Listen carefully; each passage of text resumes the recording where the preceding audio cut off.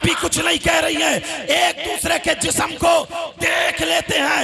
ये लड़का उसे वीडियो बना लेता है, वीडियो जब बन जाती है, अब जरा सुनो, जैसे ही रिश्ता टूट जाता है, अब जब रिश्ता टूटा तो वो लड़का उसे गलत इस्तेमाल करने लगता है कि देख वरना मैं फैला दूंगा, 1 मिनट में वायरल कर दूंगा, कहाँ भेज दूंगा। लड़की परेशान है, खाना नहीं खा रही है, परेशान है, सर में दर्द होने लगा, परेशान है, बदनामी ना हो जाए इस बाप की बेहयाई से, इस माँ की बेहयाई से, इस भाई की बेहयाई से। कान खोल के सुन लो, अगर बेटी का रिश्ता हो जाए तब भी उससे बात करने ना दो, जब तक के निकाह ना हो जाए उस वक्त तक वो उसके लिए गैर है, और उससे बात करना, जिस्म दिखाना हराम है, हराम है, हराम है।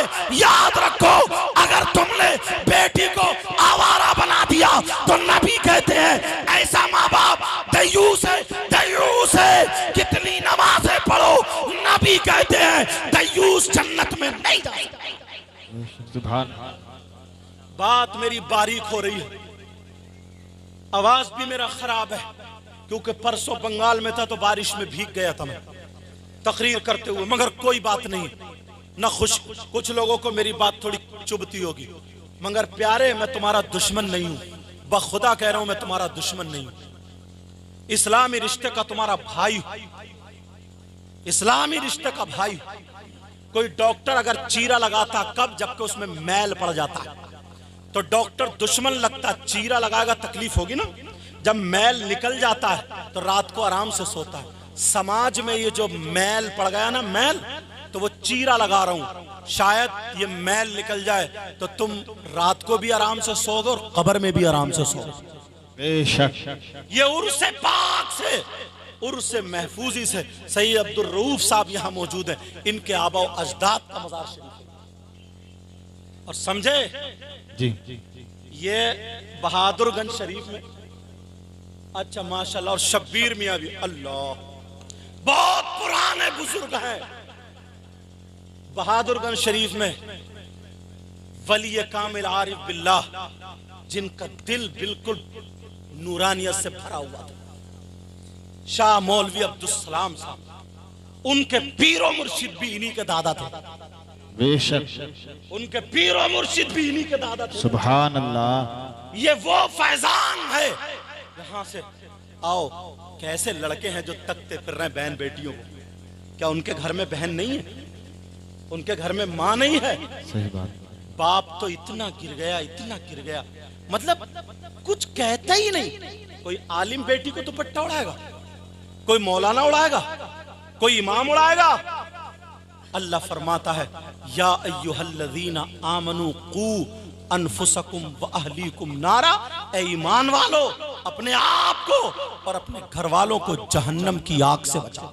बेशक सुभान अल्लाह। अब सुनो, बात ज्यादा फैलाऊंगा नहीं, एक बात और उठाता हूं जो समाज में बड़ी तेजी से चल रही है। दीन को कौन ढाता, ढाने वाला कौन है? हदीस पढ़ूं? इजाजत है? जी, सुनना चाह रहे हो? जी, एक एक लफ्ज क़ाला रसूलुल्लाह सल्लल्लाहु तआला अलैहि वसल्लम, अल्लाह, ला यज्तमिउ फी जौफिल अब्दी अल ईमान वल हसद। नबी फरमाते हैं, बंदे के दिल में दो चीजें एक वक्त में जमा नहीं हो सकती। कौन कौन सी? नंबर 1 ईमान और नंबर 2 हसद। जी। सैयद साहब की तबीयत नासाज है, अगर आप जाना चाहें तो जा सकते हैं, ठीक है। ये वलियों से मोहब्बत थी, आ गए, आले रसूल हैं, अल्लाह इनको शिफा कामिल आजिल अता फरमाए। मेरी तरफ से इजाजत रहेगी, क्योंकि पाँव में बहुत तकलीफ है। दुआ करो और इंशाअल्लाह बारगाह में आए, जरूर शिफा मिलेगी इंशाअल्लाह। मेरी तरफ से, बहरहाल मैंने कह दिया, मेरी तरफ से इंशाअल्लाह इजाजत रहेगी, बाकी आपकी मर्जी जब तक सुनेंगे। तवज्जो है ना मेरी बात को? जी। दो चीजें जमा नहीं हो सकती। सहाबा ने कहा, अच्छा ये है क्या? तो नबी ने फरमाया, हियल हालिक, ये उस तरह है। हसद क्या है? हसद, जी, हसद उस तरह, हसद कीना, बुग़्ज़, बगावत, ये उस तरह है, उस तरह। उस तरह क्या होता अरबी जानने वाले जानते हैं। उस तरह पहले जिससे सर मूंढा जाता था, बाल बनाए जाते, अब तो ब्लेड और क्या क्या चल रहा है नई तरीके का। वो चमड़े पे उस पे ऐसे करके तेज करते थे या पत्थर पे तेज करते थे, फिर बाल बनाते थे। नबी फरमाते ये अलहालिक, ये उस तरह है। अब सहाबा चक्कर में उस तरह से तो बाल बनते। आका फरमाते ला अक़ूलु तहलिकु शारा वलाकिन अक़ूलु तालिकुद्दीन। नबी फरमाते हैं अरे मैं ये नहीं कहता ये बाल मूंढने वाला उस तरह है, बल्कि मैं ये कहता हूं ये दीन को मूंढने वाला, हलाक करने वाला, बर्बाद करने वाला उस तरह। अब तुम रहे, मौलानाओं के पास भी ये उस तरह खूब चल रहा है, मौलवी लोगों के पास भी है उस तरह। सलाहियत बहुत अच्छी है, तकरीर भी अच्छी करता है, सारी बातें हैं जी, मगर हसद जी, ये उस तरह लिए घूम रहा। सही बात। ये सब के लिए जी, ये उस तरह लिए फिर रहा। मेरी बात हो तो पलटा दो, नबी की बात है। मेरी और आपकी गलत हो सकती है मगर नबी की बात गलत नहीं हो सकती। अब दीन को ढाने वाला अगर वो मौलवी जो ये हसद का उस तरह लेके घूम रहा है, तुम नहीं वो मौलवी है, या कोई अवाम में से जो उस तरह लिए फिर रहा है वो घूम रहा।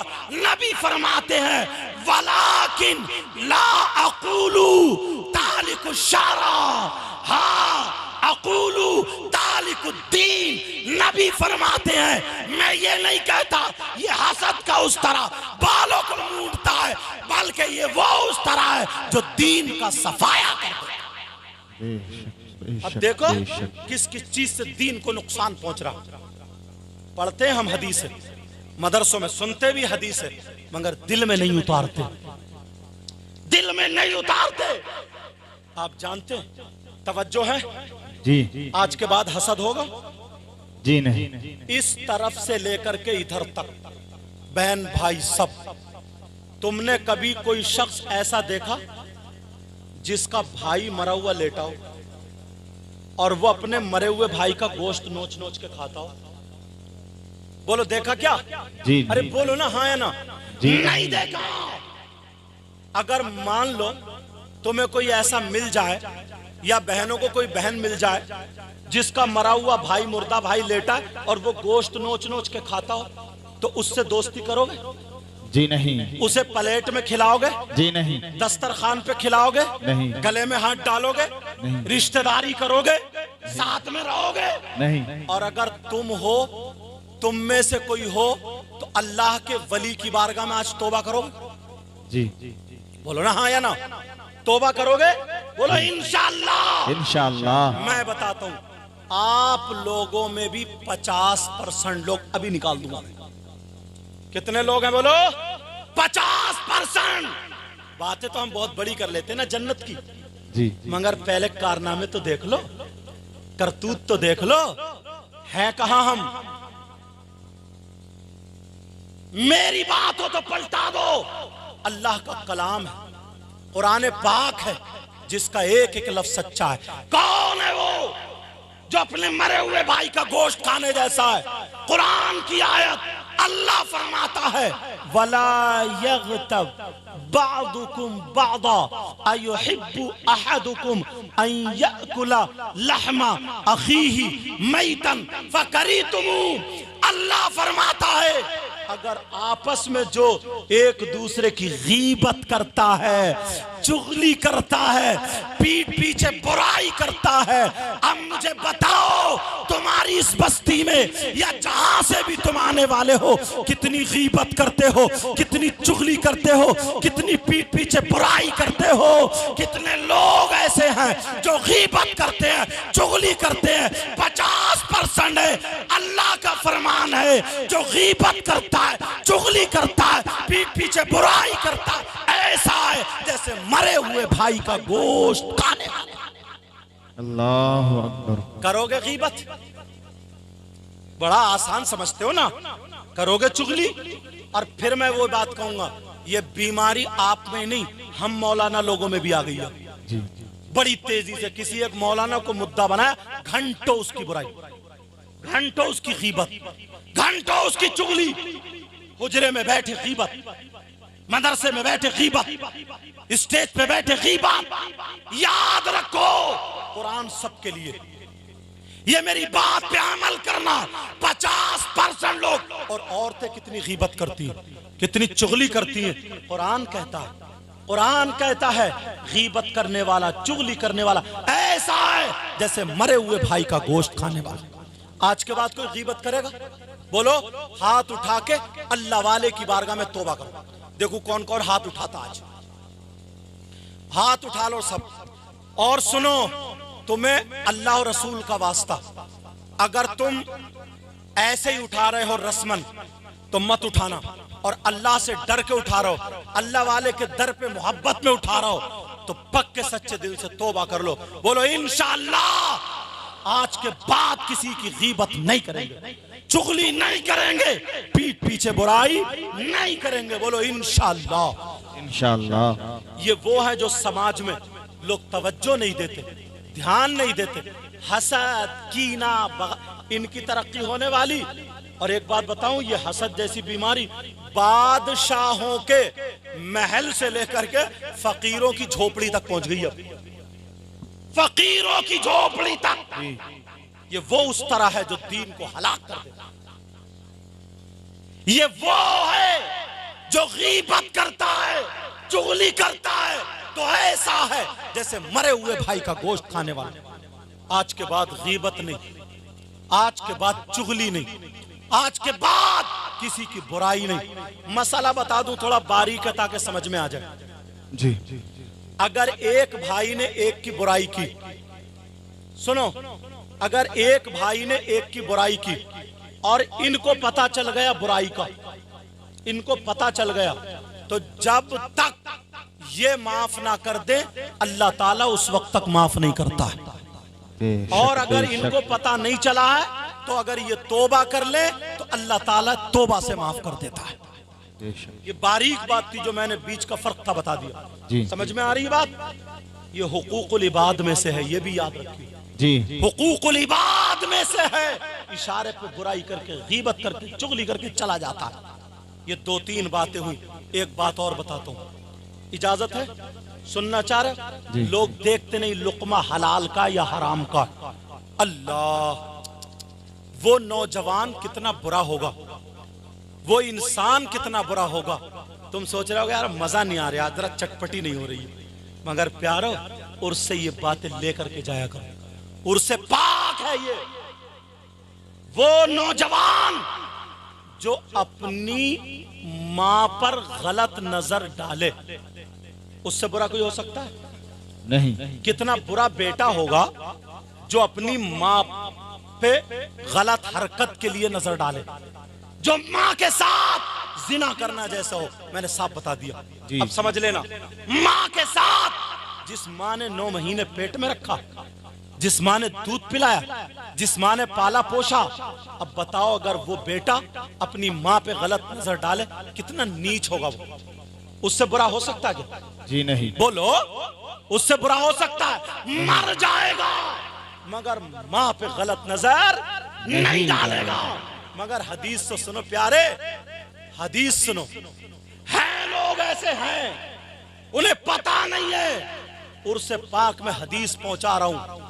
तुमने नाम सुना होगा सूद का, नाम सुना होगा ब्याज का, सुना है? बोलो जी। सूद और ब्याज, कितने लोग कारोबार कर रहे हैं, कितने लोग रुपये से रुपया कमा रहे हैं। फसल में दे दिए 10,000, 12 लिए, दे दिए 50-60 लिए, और बड़े खुश है, बोले मुझे तो नहीं, मेरा रुपया कमा रहा। होश में आओ, उर्स पाक से ये बात लेकर के जाओ। सूद और ब्याज लेने वालों, देने वालों, सूद और ब्याज खाने वालों, खिलाने वालों, कारोबार करने वालों, कितने ऐसे हैं जुआ खेलते हैं, सट्टा खेलते हैं, ताश के पत्तों के साथ जुआ, मोबाइल पे जुआ, और टीवी पे जुआ, मैच पे जुआ, और जाने किस किस चीज पे जुआ। जुआ खेल रहे हैं कितने लोग, हराम का लुकमा खाने वालों, सूद और ब्याज। नबी फरमाते हैं, आका फरमाते हैं, बहने भी सुने, आका फरमाते हैं, अल्लाह कहते हैं सूद और ब्याज का जो गुनाह है, उस गुनाह के जब हिस्से किए जाएं तो 70 हिस्से। कितने हिस्से बोलो? 70 हिस्से हैं। और एक हदीस में 73 का जिक्र है। 70 हिस्से। इतना बड़ा, इतना बड़ा, इतना बड़ा, इतना बड़ा। समझाने की वजह से कह रहा हूं, नबी फरमाते हैं कि उस सूद और ब्याज का जो गुनाह है वो 70 दर्जे हैं। और उन 70 दर्जों में सबसे छोटा वाला दर्जा जो है, उसका गुनाह और पाप ऐसा है जैसे सगे बेटे का मां के साथ जिना। अल्लाह अकबर। करेगा कोई सूद पर कारोबार? है हिम्मत? है हिम्मत? करेगा कोई सूद पे? रुपये देगा लेगा? नहीं। आज अल्लाह वाले की बारगाह में तौबा करके चले जाओगे ना, तो आधी से ज्यादा बीमारियां निकल जाएंगी। लोग ज़कात नहीं देते, लोगों का जो हक है वो नहीं देते हैं, तो मालूम है कभी हॉस्पिटल में पड़ा है, कभी जेल में पड़ा है, कभी लुट गया, कभी चोरी हो गई, जुड़ता नहीं है, चला जाता है। याद रखना मेरी ये बात। यहां कारोबार चलता ना जमीन का। जमीन कुछ लोग जो उसे किराए पे रखते हैं, रहन पे रखते हैं, अगर 2 लाख रुपए देके 2 एकड़ जगह ले ली और 2 एकड़ जगह 2 साल या 3 साल नहीं, कहा जब तुम ये सारे के सारे मेरे पैसे लौटा दोगे मैं तुम्हारी जगह छोड़ दूंगा, और जब तक तुम नहीं लौटाओगे तो मैं तुम्हारे पैसे, तुम्हारी जमीन नहीं दूंगा। ऐसे जमीन किराए पे रखना, रहन पे रखना, ये भी जायज नहीं, ये भी जायज नहीं। और अगर तुमने 2 साल के लिए रख लिया, 2 लाख पे, 3 लाख पे, जब टाइम पूरा हो जाएगा छोड़ देंगे, पैसे खत्म। चाहे 10 रुपए पे रखो, 10 लाख पे रखो, तो ये जायज है। अनाज पे रखो, जायज है, मगर इस पे कि जितने दिए उतने ही लेंगे, ये जायज नहीं है। कितने लोग कमेटी चलाते हैं, औरतें चलाती हैं, मीटिंग चलाते हैं और पत्ती चलाते हैं, और पता नहीं इधर क्या क्या कहते हैं। 10 लोग इकट्ठे हुए, इकट्ठे होने के बाद 10-10 हजार रुपए जमा किए। जब 1 लाख हो गए तो एक भाई 90 में उठा रहा, वो 85 में उठा रहा, वो 80 में उठा रहा। ये उठाने के बाद जो 20 हजार बचते वो सब में बांटते। ये भी नाजायज और हराम, ये भी नाजायज और हराम। इसी को अगर करना है तो 10 लोग इकट्ठे हो, 10 लोग इकट्ठे होने के बाद 1 लाख रुपया जमा हो जाए। अगर इनको जरूरत है, कोई ज्यादा नहीं कम नहीं, पूरे के पूरे 1 लाख रुपए दे दो, ले अपना कारोबार करो। दूसरे महीने जरूरत है इन्हें दे दो, तीसरे महीने जरूरत है इन्हें दे दो, या फिर 2 को एक ही वक्त में जरूरत पड़ गई तो कुरानदाजी कर लो, जिसकी पत्ती निकल आए उसे दे दो। ये जायज, ये जायज है। हलाल का लुकमा खाओ ताकि बच्चे भी वफादार हों। हलाल का लुकमा खाओ ताकि बच्चे भी अच्छे हों। हलाल का लुकमा खाओ ताकि तुम्हारी नमाजें कबूल हो, ताकि तुम्हारी दुआएं कबूल हो। बोलो हलाल का लुकमा रहेगा। अल्लाह वालों की बारगाह में यह भी सबक होता था। आखिरी बात बता रहा हूं और खत्म। आखिरी बात, किसी को अगर मैं एक प्याला भर के, एक प्याला या एक गिलास अगर पेशाब दूं तो वो पेशाब पिएगा? बोलो नहीं, नहीं पिएगा। क्यों नहीं पिएगा? इसलिए कि वो नापाक, नजासत है जी। 1 दरहम से ज्यादा अगर कपड़े पे लग जाए तो कपड़ा पाक करने के लिए धुलना जरूरी है। पेशाब नापाक है, इसलिए नहीं पिएगा। उसके वो मुंह से अल्लाह का नाम लेता है, रसूलुल्लाह का नाम लेता है, नापाक चीज नहीं पिएगा। प्यारे फुकहा फरमाते हैं, आला हजरत ने भी लिखा है, उलमा मौजूद है, गालिबन 25वीं जिल्द में आला हजरत भी लिखते हैं, जैसे पेशाब नापाक है वैसे ही शराब भी नापाक है। बेशक बेशक। वैसे ही शराब भी नापाक है। अगर शराब एक दरहम से ज्यादा कपड़ों पे लग जाए, जैसे पेशाब का धुलना जरूरी था ऐसे शराब का धुलना भी जरूरी है। यहां तक के हदीस में मुमानियत आई है।